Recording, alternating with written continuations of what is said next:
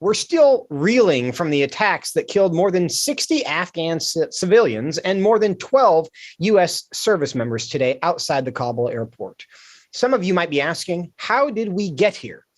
Well, Robert Gates, who served as defense secretary for the Obama administration, had written in his 2014 memoir that Joe Biden has, quote, been wrong on nearly every major foreign policy and national security issue over the past 4 decades. And when asked about that just 2 years ago, Gates said he still stands by that statement.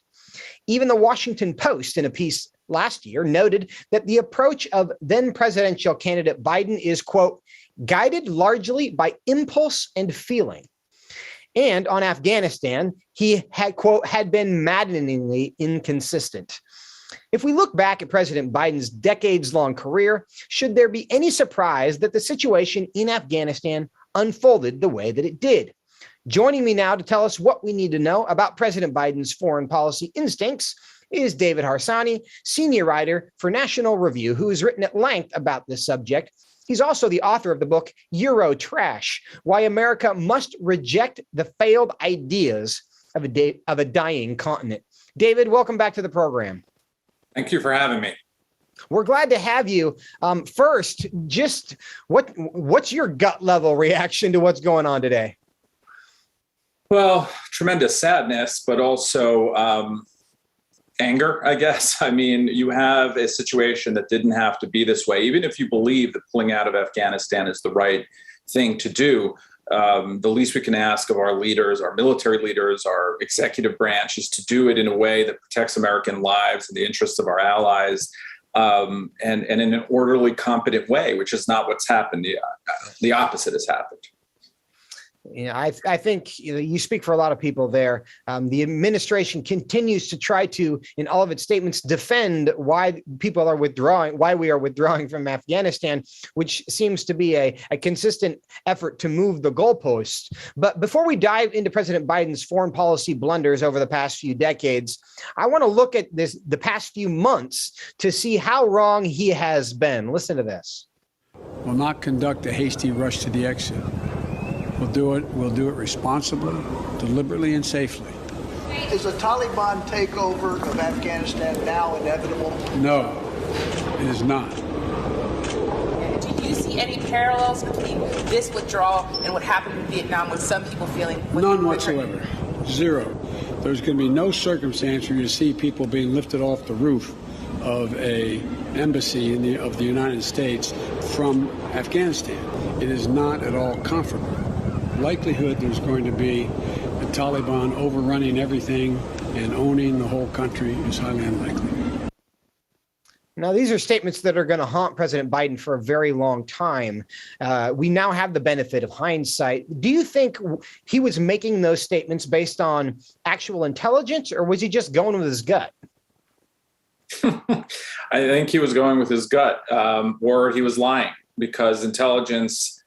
Well, listen, from what we know, intelligence reports did not say, or intelligence did not believe that the Taliban would overrun the country in 11 days. And that's another story, right? That's a failure in and of itself because they did it so quickly. But he's been wrong on this issue. Since we're going to talk about that in a minute, we might as well dive in now, I guess. He's been wrong on the Afghanistan issue on numerous occasions throughout the years. And he is part of the problem in the sense that he is now saying that we have to leave because it's basically a failed nation building project and Afghans have to stand for themselves, et cetera. He was a huge proponent of nation building in Afghanistan in the middle. He attacked President Bush years ago for not having enough troops in Afghanistan. He's taken every position you can take, and when he's taken them, they're usually wrong. And he said a lot of things, as he did the other day. He wasn't president, but he said a lot of things that were simply untrue in the same way. He made a lot of predictions that didn't come true. And so we shouldn't really be surprised that he's saying things now, even a month ago or a few weeks ago, that turned out to be untrue. It's just, what's gone on in his whole career. And I want to get into some of the details of that. I mentioned at the beginning of the segment how Robert Gates, former defense secretary for the Obama administration, said that Biden had essentially been wrong about nearly every major foreign policy and national security issue over the past 40 years. And of course, he's one of the few people that has had a public record for the past 40 years. What are some of the other issues that you and perhaps Secretary Gates think he got wrong? I mean, he voted against the first Iraq war, which most people think was successful in many ways. Then he was for Iraq, which we can disagree on, I guess. But later he himself said that was a mistake. But then he was against the surge in Iraq, which was one of the few successful operations we had there in the first few years. Then he was but yet he was for sending more troops to Afghanistan. And then he was for sending less troops to Afghanistan. Then he wanted to leave Afghanistan, and then now we see what happened there. But we can also talk about other issues. I mean, he was against the Abraham Accords that Donald Trump signed with Gulf states and Israel, which is a success. I mean, if you told someone 20 years ago that there would be basically a normalization treaty, a peace treaty between the Gulf states and Israel, they would have thought you were crazy. And yet he said that it was going to, start a war, or I forgot exactly what he said, in the Middle East. He was for the failed Iran deal. So, I mean, basically, you can name any event in foreign policy, and he's always on the wrong side. Now, for most of us, foreign policy is complex. We don't spend our careers in it. There's issues, there's people, there are cultures, there's history that a lot of us don't really have a real strong grasp of. So it's hard as kind of a Monday morning quarterback, just kind of U.S. citizen, to necessarily say, oh, the president's wrong or the Secretary of Defense is wrong about this stuff, because they have a lot more information than we do about most things with respect to foreign policy. But does he have guiding principles that help him determine what should be done in a given situation? And should he? Listen, I don't think most Americans have an ideological, other than with domestic issues they do, but with foreign policy, they don't really have sort of guiding ideological reasons for why they are opposed or for something. So most people wanted to go to Iraq, and when it went south, they were against Iraq. Most people want to get out of Afghanistan, but when this happens, they blame the president. So Joe Biden does have, I think, at least a guiding principle. I think his guiding principle is that he looks at polls and he takes the position he thinks that will benefit him the most.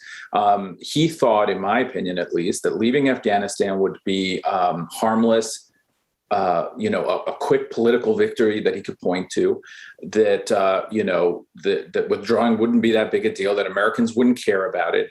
And I think that most Americans do want to leave, but they don't want to be embarrassed. They don't want to leave without honor. They don't want to leave their allies to die. They don't want to see suicide bombers blowing up American soldiers, which is happening. And it's happening because of the rushed incompetence of the president. Now, listen, it is complex, but one of the few things the executive branch is supposed to be running is foreign policy. Joe Biden fashions himself some sort of, a keen foreign policy mind. Well, this is his chance to show that he can do those things, and he has it. This is a complete failure any way you look at it. I think only 16% of Americans last poll before the suicide bombing said that this operation was running smoothly. I can't think of another event in recent American history where so few people thought that the president had done a good job on something. I mean, this is just incompetence, and it's turned deadly. Well, you just mentioned that you thought his guiding principle was public polling and whatever he thought would be popular. Do you think that suggests then that he's about to reverse course and do something different than what he's been doing for the last several weeks? That would be difficult now to do. I mean, now you'd have to take on the Taliban again, and you'd have to, take back swaths of the country. I don't know what he's going to do, but that seems unlikely to me. If we want to go after ISIS, who claim responsibility for these bombings, perhaps we can. But I mean, it's just a completely different situation. And then, Joe Biden keeps claiming that the Trump administration made this deal with the Taliban, so he has to abide by it. But that, of course, is a fantasy, because the Taliban has broken that deal over and over, and yet we still trust them in many ways. So I don't think he can go turn. I mean, I don't know what he's going to do, because it's kind of, as you mentioned or alluded to before, he has no real guiding principle on foreign policy. So I'm not sure what he's going to do. Well, we've talked earlier today on the program about the extent to which the Biden administration is now trusting the Taliban. Two specific cases out of the news today. John Kelly, during his spokesman for the Pentagon, during his statement, pointed out that they are depending on the Taliban to provide a security perimeter around the airport now, which to my unsophisticated foreign policy mind seems insane, that the group that you have been at war with for 20 years, you are now publicly stating that you are depending on them to provide security for your troops. In addition to that, we also heard a report within the last hour that the United States has given the Taliban a list of names, U.S. citizens, green card holders, and Afghanis that they wish to get out through the Kabul airport, hoping that in good faith, the Taliban will then honor this list, not turn it into a kill list, and just let through the people that the Americans want to have out. So that reversal of fortune, where we were at war with them, and then like a week later, we're now depending on them to give us security, seems transparently insane. But President Biden has said on multiple occasions that he took the consensus opinion when he made this decision. That seems to suggest that there were differences of opinion. But do you think that's true? Was this the consensus that, hey, let's just get everybody out? It's not going to be a big deal? Not sure. I mean, maybe it was. So, I mean, then he has the wrong people surrounding him, and he made the wrong decision. But I just want to go back to the Taliban. As you use the word insane, which is exactly the word I used in a piece today, because not only does he rely, first of all, he pulled back from all kinds of secure locations, leaving perhaps 1,000 or more Americans stranded in Afghanistan. But more than that, as you mentioned, he gave a list of these people's names to the Taliban, who doesn't believe bin Laden had anything to do with 9/11, who we were bombing, as you said, 2 weeks ago, who are even now hunting down Afghans who are translators and so on. There are reports that they've been beheaded and executed. And we handed them a list of names. Someone needs to explain to the American people why all this happened. You know, Biden gave a speech, and it was all about empathy for the people who died. And that's wonderful. But he had no explanation for why things are going the way they are. If it's generals who made these decisions, shouldn't they be fired? I mean, can you imagine a big corporation making such disastrous decisions without anyone losing their job? It just simply wouldn't happen. And yet no one, and yet there was a report yesterday that Biden doesn't plan to fire anybody. Right.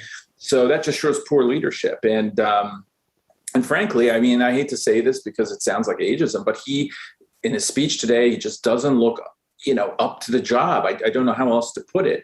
And that means maybe, his decision-making isn't, prowess isn't what it should be. And maybe other people are making decisions that shouldn't be. So, these are, I think, fair topics to talk about.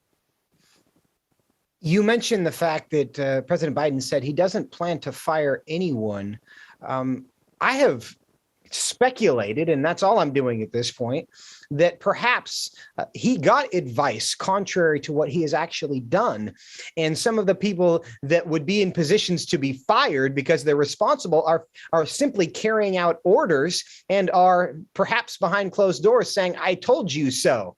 And so perhaps he doesn't feel good about firing people that actually gave him the advice that this is exactly how it was going to go. Do you think that's plausible? Any sense of what the conversations inside the White House are? Because it took him 5 or 6 hours to even say something about this.